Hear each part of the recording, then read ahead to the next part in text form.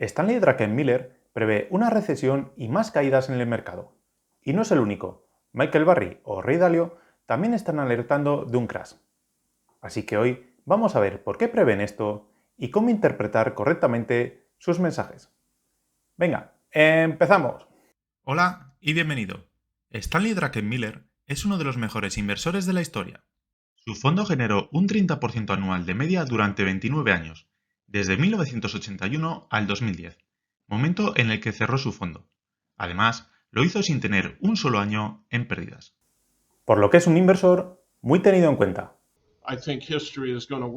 Creo que la historia va a ganar. Una vez que la inflación llega al 5%, nunca baja sin una recesión. Y creo que una recesión está en la baraja. Simplemente no sé cuándo será. Depende a quién escuches.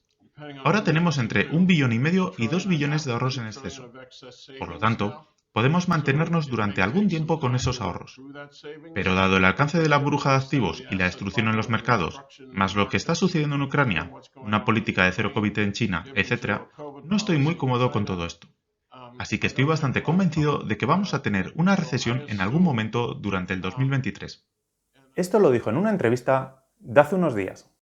Así que parece lógico que se haya posicionado corto en el S&P 500, mediante la compra de opciones put, que son opciones de venta. No es el único que es negativo con el mercado. Michael Burry ha publicado varios tweets advirtiendo del peligro del mercado, como los que vemos. En uno reciente, que ya vimos en un vídeo anterior, hablaba del S&P 500 en los 1862 puntos. Todos quieren que todo suba, y la Reserva Federal quiere que todo suba. Entonces, lo que hacen es dar dinero y crédito, mucho dinero y crédito que ayuda a que suba la bolsa. Y cuanto más lo hacen subir, lo que se tiene se convierte más en el activo financiero de otra persona. El mundo tiene todos esos activos financieros y así sucesivamente. No puedes tener eso. Así que vas a tener un entorno que pienso que será en rendimientos reales negativos. Así que puedes pensar en cómo diversificar tu cartera o incluso ponerte en corto. Todo no puede subir todo el tiempo. El sistema no funcionará de esa manera. Así que también Ray Dalio nos habla de la posibilidad de ponernos en corto. Además de lo que dicen algunos de los grandes inversores, ¿hay motivos para ser pesimistas con el mercado? Por un lado está la inflación, que sigue estando bastante elevada y de momento no da indicios de querer bajar. Aparte de lo malo que es que suban los precios de esta manera, para atajar esta inflación, los bancos centrales están subiendo los tipos de interés. La Fed creía hace unas semanas que tendrá que subir los tipos hasta el 2 o el 3%. Y el Banco Central Europeo va a subir los tipos en julio, después de 8 años estando al 0%. Si suben los tipos de interés, se frena la economía. El Euribor, referencia de las hipotecas en Europa, ha subido por encima del 1%, valor que no se veía desde 2012, y lo ha hecho con la subida más rápida de la historia. El tipo de interés de las hipotecas a 30 años en Estados Unidos también ha subido considerablemente. De hecho, en la última semana ha subido cerca de un 1%, en solo una semana. Así que ahora está a niveles de 2008. Esto está provocando que mucha gente que iba a comprar una vivienda lo haya pospuesto. E incluso, esta subida tan rápida del coste de las hipotecas ha provocado que 1 de cada 4 propietarios de viviendas en Canadá pueda tener que vender su casa por no poder pagar los intereses si continúan subiendo. Por otro lado, tenemos la subida de la rentabilidad de los bonos. En Estados Unidos están por encima del 3%.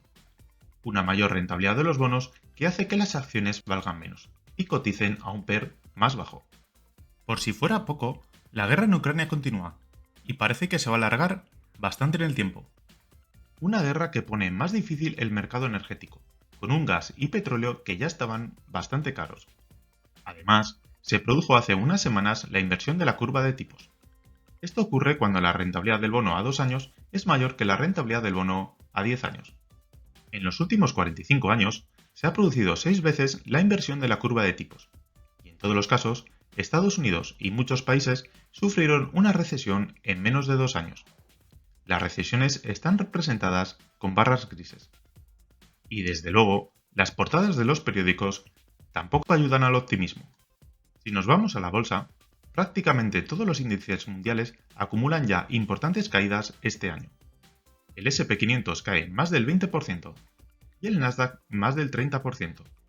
Las caídas en marzo de 2020 fueron bastante más profundas, pero también más bruscas, más breves en el tiempo. Una caída prolongada, aunque sea más suave, psicológicamente puede ser más dura, como la caída actual. Aquí tenemos la duración en meses de las fuertes caídas que ha tenido en su historia el SP500. Vemos que es algo excepcional que las caídas duren solo un mes, como en marzo de 2020. Vemos caídas que se prolongan durante muchos meses, que se pueden hacer muy largas mentalmente. Es fácil decir, yo voy a largo plazo, pero luego cuesta seguir invertido cuando pasan los meses o años y el mercado sigue cayendo. Así que las caídas pueden ser duraderas, y hay que aceptar que puede ser así. La caída actual no llega aún a los 6 meses. Después de la alegría que estoy trayendo en este vídeo, he de decir que hago este vídeo porque estoy viendo mucho pesimismo. Veo pesimismo en los comentarios que me dejáis, en las encuestas, etc. Se da por hecho una próxima recesión. Así que veamos qué ocurrió en el pasado y qué podría ocurrir si hay una recesión. En la primera década del siglo XXI, el SP500 tuvo un rendimiento negativo, pero desde 2009 el rendimiento ha sido muy bueno. Pero durante todo este tiempo han ocurrido muchas cosas. Estábamos sufriendo la crisis financiera del 2008, el paro subía rápidamente. Además, en ese momento comenzó la crisis del euro. Las primas de riesgo de los países del sur se dispararon y la rentabilidad de los bonos no hacía más que subir. El bono griego llegó a tener una rentabilidad superior al 25% en 2011, a la vez que la deuda griega no hacía más que aumentar. Que se paguen estas rentabilidades por un bono de un país se debe a que se veía a Grecia quebrada, sin poder devolver la deuda, y fuera de la Unión Europea y del euro. Pero esto podría crear un efecto dominó, y todos los países podrían caer detrás.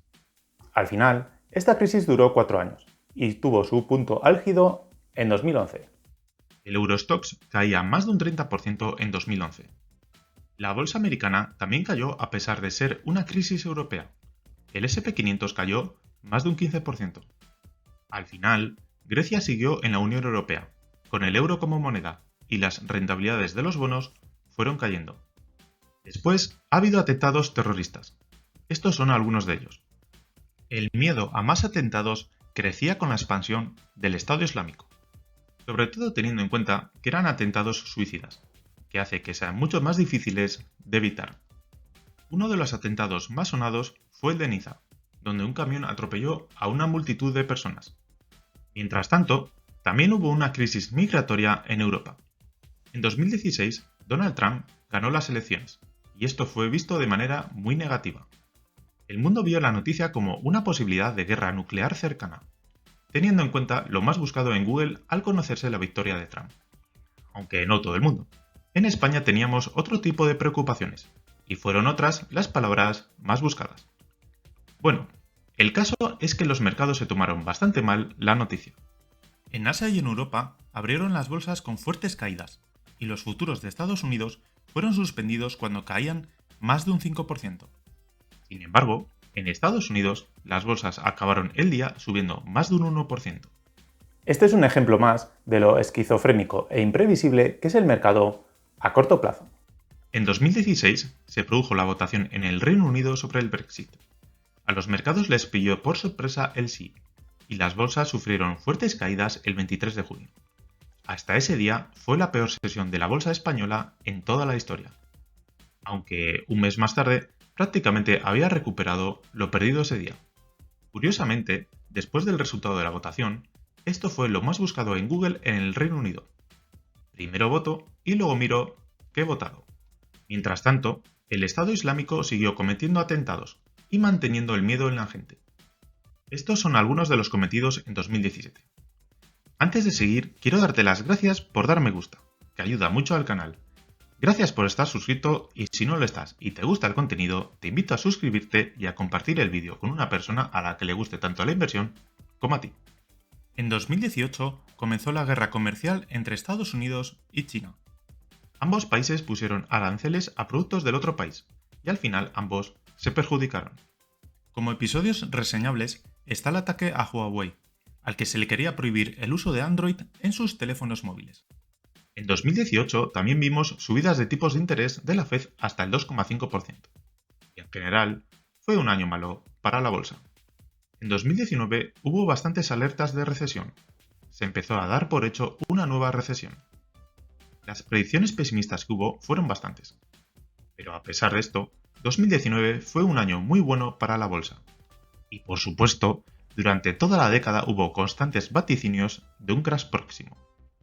En 2020 sí que hubo un crash, pero por un motivo que nadie avisó: una pandemia. El mundo estaba confinado en sus casas, y mientras tanto había caídas muy fuertes en bolsa. Fueron tan fuertes que 2 de los peores días de la bolsa en toda la historia fueron en marzo de 2020. Pero a los pocos días de empezar el confinamiento, la bolsa empezó a rebotar con mucha fuerza, y en 5 meses subió más de un 50%, para superar los máximos previos a la pandemia. A partir de entonces, hemos tenido muchas predicciones de crash por diferentes motivos. Pero lo que generó una brusca caída fue el inicio de la guerra en Ucrania. Ese día las bolsas europeas abrieron con caídas de alrededor del 5%. También el SP500, pero curiosamente cerró el día en verde. Estamos viendo que siempre hay incertidumbres y siempre hay problemas en el mundo. Aún así, la bolsa a muy largo plazo siempre ha subido. También hemos visto que la bolsa subió rápido al poco de iniciarse los confinamientos. También el mismo día del inicio de la guerra en Ucrania, a pesar de abrir con fuertes bajadas. Esto se debe a que, generalmente, cuando el mercado se pone pesimista, descuenta el peor escenario, y se suele recuperar mucho antes de que se solucione el problema que ha provocado la caída. Vemos dos casos en los que la bolsa se empieza a recuperar al poco de conocerse las peores noticias: necesidad de encerrar a la gente en casa y el inicio de una guerra en Europa. Cuando hablan personas como Druckenmiller, Michael Burry o Ray Dalio, viene bien prestarles atención, ya que son grandes inversores y que además cuentan con mucha experiencia. Aunque no creo que debamos asustarnos cuando hagan declaraciones negativas. No se trata de si aciertan o no, si va a haber un crash mañana, en un mes, en un año o cuando sea. Se trata de evitar riesgos. Cuando Barry dice que el SP500 va a caer no sé cuánto porque está cotizando a un PER alto, conviene prestar atención a esto último. Viene a ser: ojo, esto está caro y puede caer. Evidentemente la bolsa puede seguir subiendo, pero la inversión son dos patas: rentabilidad y riesgo. Es importante tener en cuenta el nivel de riesgo que estamos asumiendo. Lo mismo cuando avisaba de los riesgos de invertir en Tesla. Esto no quita para que no siguiese subiendo, pero él veía bastante riesgo en la acción de Tesla. También avisaba en acciones como AMC o GameStop, en criptomonedas, SPACs, sectores calientes, etc. Invertir en acciones sobrevaloradas o sectores calientes podía generar buenas ganancias, y hay personas que han ganado dinero, pero tenían un gran riesgo, y al final la caída ha sido grande. Lo mismo con ciertas criptomonedas. También se puede ganar mucho con un décimo de lotería, pero eso no quiere decir que jugar a la lotería sea una buena inversión. A largo plazo la bolsa siempre sube, pero no todo. Cuidado con invertir en burbujas, como en 1929, el Nasdaq en el año 2000, Japón en 1990, las SPACs en 2020 y 2021, etc. Posibles buenas inversiones para el largo plazo son buenas compañías a buenos precios, o índices como el SP500 o el MSCI World si están a múltiplos razonables. Tampoco es bueno dejarse llevar por los titulares, generalmente muy pesimistas. En el 2011 y 2012 nos bombardearon con lo que estaba subiendo la prima de riesgo. Sin embargo, luego bajó y ahí se volvió a la normalidad, y se dejó de hablar de ello. ¿Has oído alguna vez la prima de riesgo baja? Durante varios años hubo miedo por posibles atentados. Es un miedo que ha ido desapareciendo. Pero no recuerdo leer en ningún sitio el número de atentados está cayendo. Las noticias solo hablan de los problemas. Cuando un problema acaba, se habla de otro, ya que siempre hay problemas de los que hablar. Siempre hay incertidumbre. Lo que tenemos que saber es que cada 10 años de media hay una caída en el mercado del 30% más. Así que en cada año hay una probabilidad del 10% de tener caídas de más del 30%.